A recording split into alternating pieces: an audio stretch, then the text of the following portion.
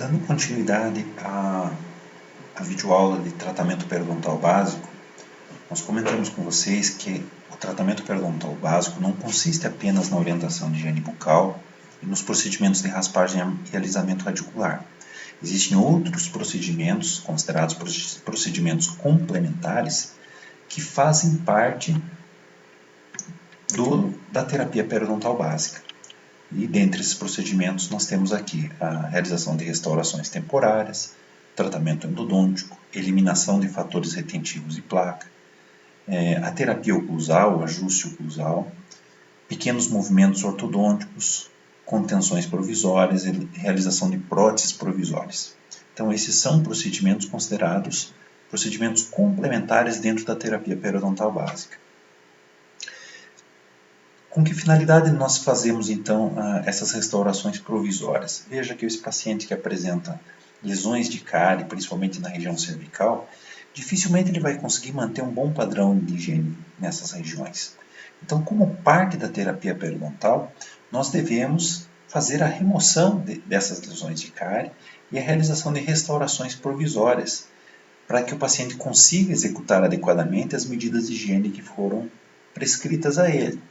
Isso vai diminuir o acúmulo de biofilme nessas regiões e, consequentemente, melhorar o grau de inflamação observado nos tecidos periodontais adjacentes. Aqui nós observamos outras situações de pacientes com lesões de cárie cervical, em que foram feitas restaurações temporárias para que se pudesse realizar o tratamento periodontal e, posteriormente, uma vez que haja o controle da doença periodontal, esse paciente receber, então, restaurações definitivas.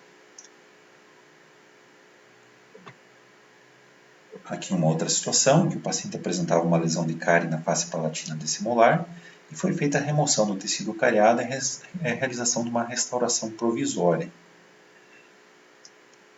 Novamente, essa situação, onde foi feita uma restauração provisória, veja que são principalmente casos de lesões cervicais, lesões de classe 5, em que nós podemos realizar esses procedimentos para melhorar ou favorecer o controle do biofilme pelo paciente, dentro da terapia periodontal. Então, a realização dessas restaurações temporárias são procedimentos que fazem parte da terapia periodontal. Se a terapia periodontal básica visa remover os fatores causadores da doença, e o biofilme é o principal fator causador, então nós vamos estar contribuindo para que não haja, novamente, acúmulo de biofilme nessas regiões. Outra situação também que faz parte da terapia periodontal básica é a remoção de fatores retentivos de placa. Então veja que excessos de material, excessos de acrílico e próteses provisórias, eles vão contribuir para que haja uma inflamação dos tecidos periodontais. Então, se nós nos depararmos com um paciente que apresenta essa situação, antes de realizarmos uma raspagem eficaz, uma raspagem em alisamento radicular, nós temos que remover esses fatores retentivos. Nós vamos pegar uma broca de alta rotação, remover esses resíduos para que o paciente consiga executar de maneira adequada os procedimentos de higiene que vocês orientaram a ele. Imagine, o que adiantaria nós fazermos uma raspagem subgengival num paciente como esse, sem removermos esses fatores retentivos de placa? O próprio cálculo é um fator retentivo. O cálculo dental é o fator retentivo, acho que mais frequente, mais comum que nós encontrarmos no nosso paciente. Ele vai facilitar a retenção de biofilme nessa região e, consequentemente, a presença de inflamação. Então, quando nós estamos removendo o cálculo, nós estamos removendo importante fator retentivo para o biofilme. O tratamento endodôntico nos dentes que apresentam lesões endodônticas também faz parte do tratamento periodontal básico. Não há como nós pensarmos em realizar uma raspagem subgengival num elemento dental que apresenta um quadro de necrose pulpar. Então, o tratamento endodôntico ele faz parte da terapia periodontal básica. Uma outra situação aqui é onde nós temos um dente que apresenta uma lesão endoperiodontal, que foi verificado pela realização de testes de sensibilidade pulpar. Então, é uma situação em que, além da terapia periodontal básica, o tratamento endodôntico estaria indicado como parte da terapia periodontal básica, não somente a raspagem. Outro procedimento que faz parte da terapia periodontal básica é o ajuste oclusal. Então, qual é a finalidade do ajuste oclusal? É nós eliminarmos o trauma de oclusão que esteja ocorrendo sobre esses dentes. Nós temos basicamente dois tipos de trauma de oclusão. Trauma de oclusão primário e o trauma de oclusão secundário. Trauma de oclusão primário é quando nós temos uma sobrecarga oclusal num dente que apresenta periodonto de inserção normal, ou seja, onde você não teve perda de inserção. Essa situação, uma vez que você realize o ajuste oclusal desse elemento dental, você vai eliminar a sobrecarga que esse elemento dental estava recebendo.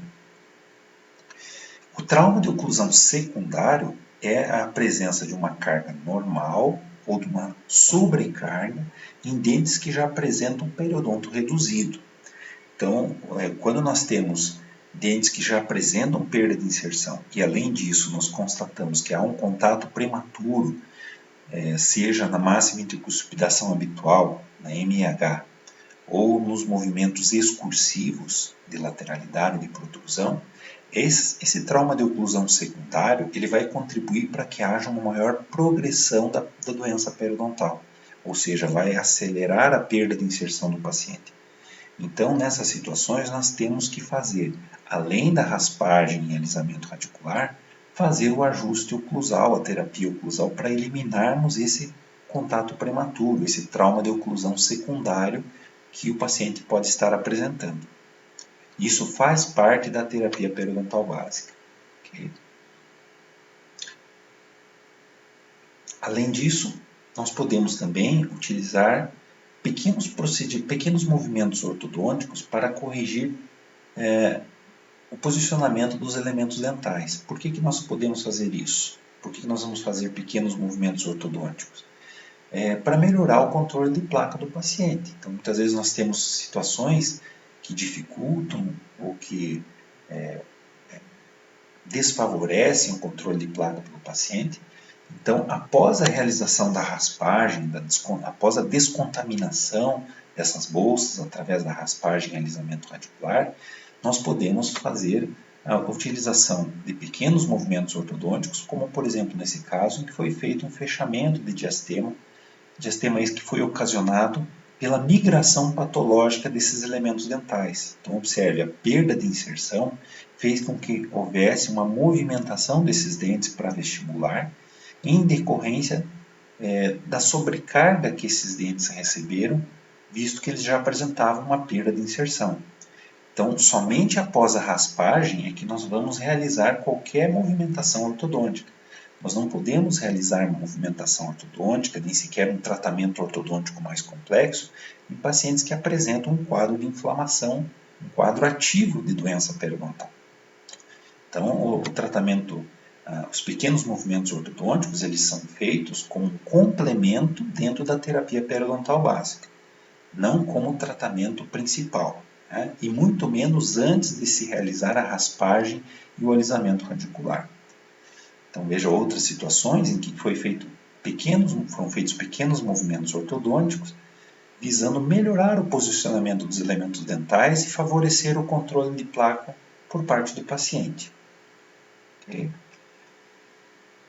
Então, os pequenos movimentos ortodônticos também fazem parte da terapia periodontal básica.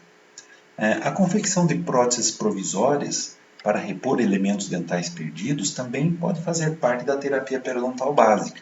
Quando nós realizamos, por exemplo, uma prótese parcial removível para o paciente que teve perdas dentais em decorrência da doença periodontal, nós estamos contribuindo para reequilibrar temporariamente a oclusão desse paciente.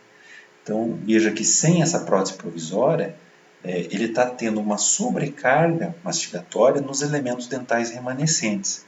Quando nós colocamos uma prótese provisória, seja ela fixa, se houver condições de fazer fixa ou removível, nós estamos contribuindo para melhorar o equilíbrio mastigatório nesse paciente e, consequentemente, uma melhor distribuição de cargas durante a mastigação.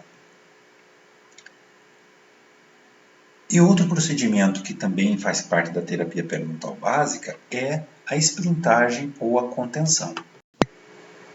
A contenção ou a esplintagem, ela é realizada em situações em que nós temos dentes com grandes perdas de inserção e mobilidade dentária avançada. Então veja que muitas vezes dentes com mobilidade excessiva são dentes até mesmo difíceis de se realizar a raspagem. O profissional pode acabar inadvertidamente provocar a avulsão do elemento dental. Então, uma das razões pelas quais nós fazemos uma contenção ou uma esplintagem é para diminuirmos temporariamente a mobilidade desses elementos dentais. Outra indicação para se fazer isso é que quando nós temos dentes que estão com mobilidade excessiva, o paciente vai ter queixa quanto à sua mastigação. Então, ele vai relatar que ele tem desconforto durante a mastigação devido à mobilidade excessiva desses elementos dentais. E essa mobilidade excessiva é consequência da perda de inserção que o paciente sofreu. Então, a esplintagem ela vai contribuir para reduzir essa mobilidade. O importante é que nós não façamos apenas a esplintagem. Muitas vezes o paciente chega ao nosso consultório com uma esplintagem que foi feita nos seus dentes anteriores, por exemplo, porém não foi feita a raspagem. Então não adianta nós fazermos a esplintagem e não realizarmos a raspagem, que é o procedimento mais importante. Se nós simplesmente fizermos a esplintagem, a perda de inserção resultante da inflamação vai progredir e o paciente não vai ter a resolução da doença periodontal. Então é importante lembrarmos que a esplintagem, uma contenção, ela deve ser feita como uma medida complementar dentro da terapia periodontal básica. Então não é somente fazer a contenção e dispensar o paciente, não. O mais importante é a raspagem que nós vamos fazer após a esplintagem ou após a contenção. Da mesma forma, nós temos que durante a esplintagem fazer essa esplintagem envolvendo um número de dentes capaz de eliminar a tendência de movimentação desses dentes. E para isso, normalmente nos dentes anteriores, nós levamos essa contenção de canino a canino. Por quê? Porque se nós levarmos essa contenção de canino a canino, nós estamos pegando 3 diferentes planos do polígono de Roy. Então nós temos aqui o canino num dos planos, os incisivos no outro plano e o outro canino no terceiro plano. Então nós não podemos, por exemplo, fazer uma esplintagem pegando apenas os incisivos. Não, a esplintagem ela deve envolver de canino a canino quando se trata de dentes anteriores. Se nós tivermos, por exemplo, um primeiro molar com mobilidade, nós temos que estender essa esplintagem pegando canino e segundo premolar e também o primeiro molar. Se nós temos um canino com mobilidade excessiva devido à doença periodontal, nós temos que estender essa contenção aos premolares e aos incisivos, certo? Para que nós consigamos anular a tendência de movimentação desses dentes. Aqui nesse caso, vocês estão vendo que a esplintagem, normalmente ela é feita com um fio ortodôntico e com resina composta. Ela pode ser provisória ou ela pode ser definitiva. Então, quando nós temos uma perda de inserção menos severa, nós podemos fazer uma esplintagem, uma contenção temporária, realizarmos a raspagem, aguardarmos de 40 a 60 dias e no momento em que nós fizermos a reavaliação das condições periodontais do paciente, nós podemos retirar essa esplintagem e verificar se a mobilidade reduziu. Se o paciente conseguir executar a mastigação, a alimentação em condições sem apresentar desconforto, nós podemos deixar esses dentes sem esplintagem. Se o paciente relatar que existe uma mobilidade persistente e que interfere no seu conforto durante a mastigação, nós temos muitas vezes que realizar uma contenção definitiva desses dentes, ou seja, o paciente ficar permanentemente com uma contenção. Isso acontece principalmente nos casos onde houve perda de inserção mais severa, mais avançada, como por exemplo esse caso que vocês estão vendo aqui. Aqui provavelmente é uma situação em que há indicação de uma contenção permanente para esse paciente, devido à grande perda de inserção que ocorreu. Lembrando então que a contenção ela é um procedimento complementar dentro da terapia periodontal básica.